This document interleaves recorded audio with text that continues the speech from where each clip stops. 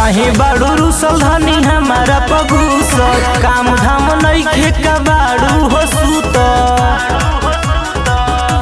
तो का करी? काहे बाड़ू रुसल धनी हमारा पगुसल, काम धाम नइखे का बाड़ू हो सुत। अच्छा बेरी बेरी तोहरा के जगावे के परी, बेरी बेरी तोहरा के जगावे के परी। बथता कमरिया ये सैया, दवैया ले आवे परी। बथता कमरिया ये राजा, दवैया ले आवे परी। बुझनी?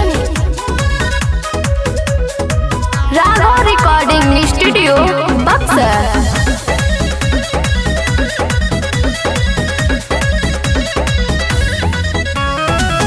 कैसे धनी भइल बा कमर में दरदिया। महना कोइनी राजा जी, कोइनी बेरी बेरिया। सुने ए जी, कहानी के बुझल? कैसे धनी भइल बा कमर में दरदिया। महना कोइनी राजा जी, कोइनी बेरी बेरिया। गलती बता बोल हम का करी, गलती बता बोल हम का करी।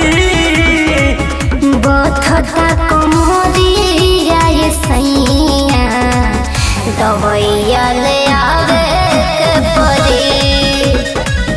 बथता कमरिया ये राजा, दवैया ले आवे के परी। बुझनी?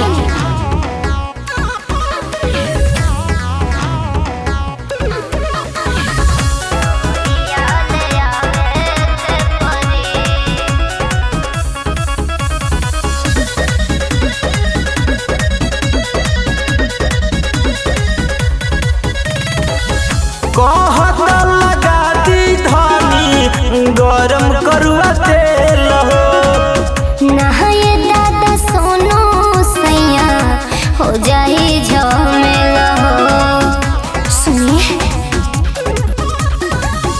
कहत लगा दी धनी गरम करुआ